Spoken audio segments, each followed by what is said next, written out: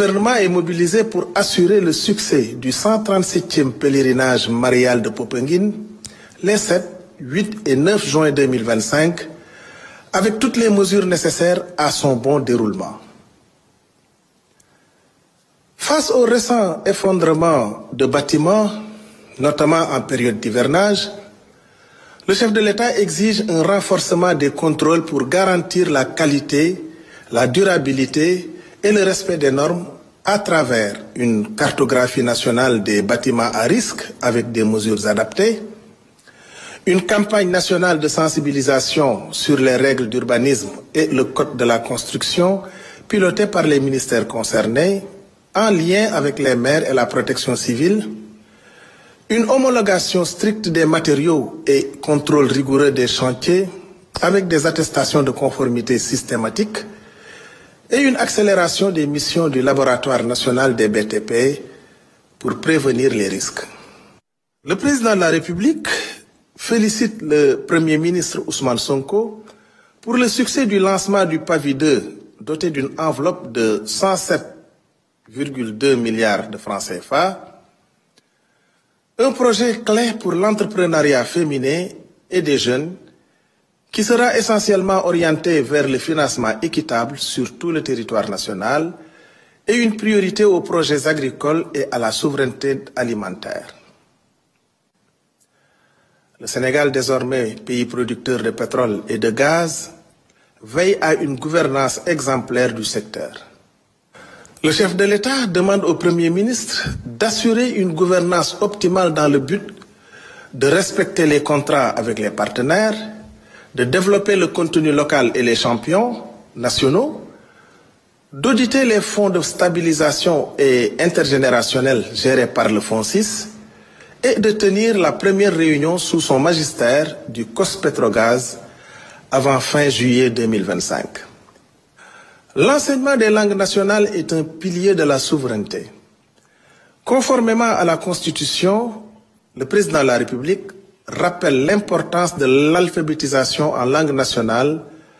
à travers l'évaluation des politiques en cours, la promotion de leur usage dans tous les secteurs et les assises nationales des daara lancées pour une meilleure intégration éducative et économique. Dans le cadre de la coopération économique, le chef de l'État a pris part à l'Africa CO Forum d'Abidjan. Il a rencontré des investisseurs internationaux engagés et prêts à venir investir au Sénégal dans des partenariats win-win dans le cadre de la vision Sénégal 2050. Le Premier ministre, quant à lui, a tenu à rappeler le rôle central des entreprises parapubliques dans notre économie nationale, notamment en matière de compétitivité et de création d'emplois. Cependant, il a pointé du doigt les difficultés majeures auxquelles certaines d'entre elles sont confrontées en raison de problèmes de gouvernance et de choix stratégiques inadaptés qui ont compromis leur performance. Pour y remédier, le gouvernement a adopté un plan d'action visant à sauvegarder et relancer des opérateurs clés du transport aérien, AIBD SA et Air Sénégal SA. Ces mesures issues du Conseil interministériel du 3 avril 2025 seront rigoureusement suivies par les ministères concernés pour garantir une gestion efficace de ce plan de sortie de crise. Par ailleurs,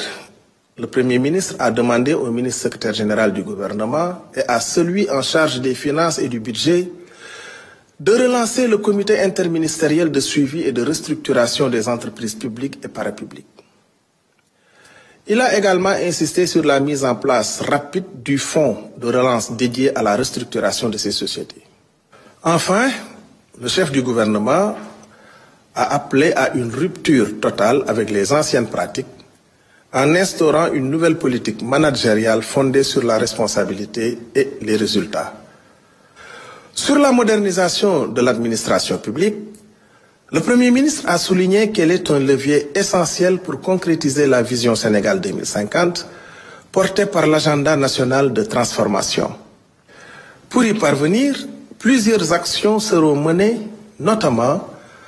l'accélération de la digitalisation et l'optimisation des procédures administratives, la professionnalisation des ressources humaines, en particulier des gestionnaires et managers publics,